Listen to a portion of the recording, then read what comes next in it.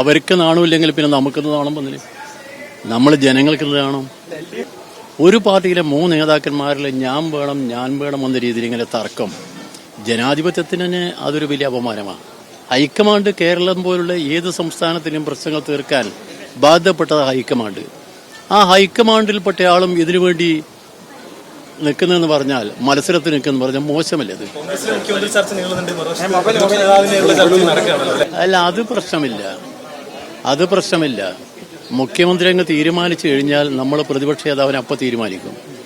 നമുക്കങ്ങനെയുള്ള തർക്കങ്ങളൊന്നുമില്ല.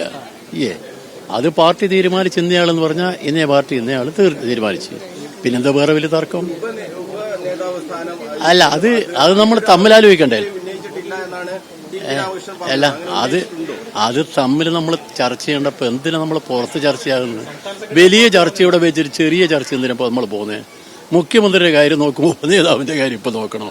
അതുകൊണ്ട് അതൊന്നും വലിയ കാര്യമാക്കണ്ട. അല്ല, അത് പലപ്പോഴായിട്ട് ഇങ്ങനെ മാറി ഉണ്ടായിരുന്നു. അതിൽ വേറെ ഉപനേതാവ് എന്ന് പറയുന്ന വേറെ വലിയ അധികാരങ്ങളൊന്നുമില്ല. പക്ഷേ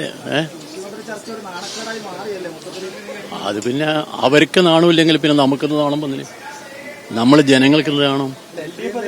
ഒരു സംസ്ഥാനത്തിന്റെ ചരിത്രത്തിൽ ഇത്രമാത്രം ദിവസങ്ങൾ മുഖ്യമന്ത്രി ആരാവണം തീരുമാനിക്കാൻ ഒരു പാർട്ടിയിലെ 3 നേതാക്കന്മാരിൽ ഞാൻ വേണം എന്ന രീതിയിൽ ഇങ്ങനെ തർക്കം ജനാധിപത്യത്തിന് തന്നെ അതൊരു വലിയ അപമാനമാണ്. ഇന്ത്യൻ ജനാധിപത്യത്തിന് അതൊരിക്കലും ചെയ്തുകൂടാത്ത അവർ. എന്തായാലും കോൺഗ്രസിനെ പോലെ പാരമ്പര്യമുണ്ടല്ലോ. ആ പാരമ്പര്യമുള്ള കോൺഗ്രസ് അല്ലേ. പിന്നെ ഹൈക്കമാൻഡിൽപ്പെട്ട ഒരാളും ഇതൊരു കക്ഷിയാന്ന് വെച്ചോ? 3 പേരിൽ ഹൈക്കമാൻഡിൽപ്പെട്ട ഒരാളും കക്ഷിയാണ്. ഹൈക്കമാൻഡ് കേരളം പോലുള്ള ഏത് സംസ്ഥാനത്തിനും പ്രശ്നങ്ങൾ തീർക്കാൻ ബാധ്യപ്പെട്ടത് ഹൈക്കമാൻഡ്. ആ ഹൈക്കമാൻഡിൽപ്പെട്ട ആളും ഇതിനുവേണ്ടി നിൽക്കുന്നതെന്ന് പറഞ്ഞാൽ, മത്സരത്തിൽ നിൽക്കുന്ന പറഞ്ഞാൽ മോശമല്ലേ അത്? നമ്മുടെ രാജ്യത്തിന്റെ ഭാവിയായിരിക്കുന്നത്. കാരണം നമ്മുടെ രാജ്യം ഇപ്പം BJP ഭരിക്കുന്നത്. ജനങ്ങൾ അതിനെതിരായ എല്ലാ സംസ്ഥാനങ്ങളിലും പല പ്രശ്നങ്ങളിലും സമരത്തിലാണ്. ആ സമരത്തിനിടയിൽ സമരത്തെ നയിക്കേണ്ടവരായ ഇന്ത്യ മുന്നണിയുടെ നേതാവ്, അതാണ് കോൺഗ്രസ്.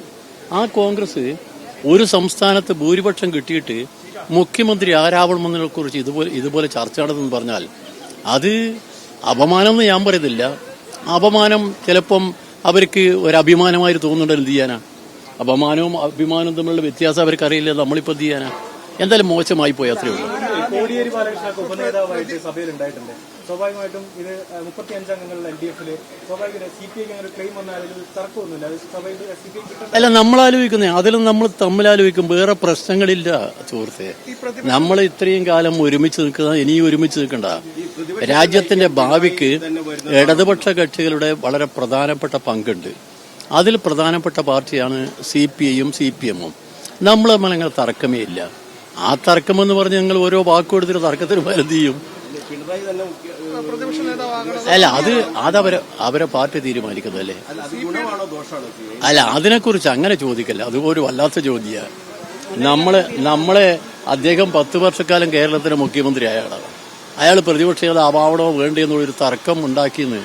ആ തർക്കത്തിന് നമ്മളില്ല. അദ്ദേഹം ഇപ്പൊ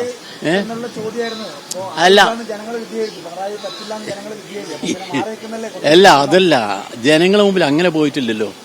നിങ്ങൾ കുസൃതി ചോദ്യം ചോദിക്കുക. മറ്റൊരാളില്ല എന്നില്ല എന്ന് പറഞ്ഞാൽ കേരളത്തിലെ ജനങ്ങളെ മുമ്പിൽ ഓരോ മണ്ഡലത്തിലും പ്രതിനിധിയെ കുറിച്ചാ. ആ പ്രതിനിധികളാ വന്നിരിക്കുന്നത്. അതിലുള്ള പ്രശ്നമാണ് എന്ന് നിങ്ങൾ ഇപ്പം നിരീക്ഷിക്കുന്നു. ഞാൻ ആ നിരീക്ഷണത്തോട് യോജിക്കുന്നില്ല. ഏത്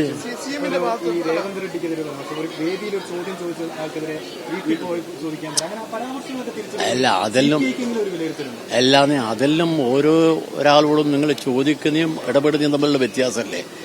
അതിനെപ്പറ്റി നമ്മൾ ഓരോ വാക്കിനെ കുറിച്ചും വലിയ ചർച്ചയ്ക്ക് ആവശ്യമില്ല.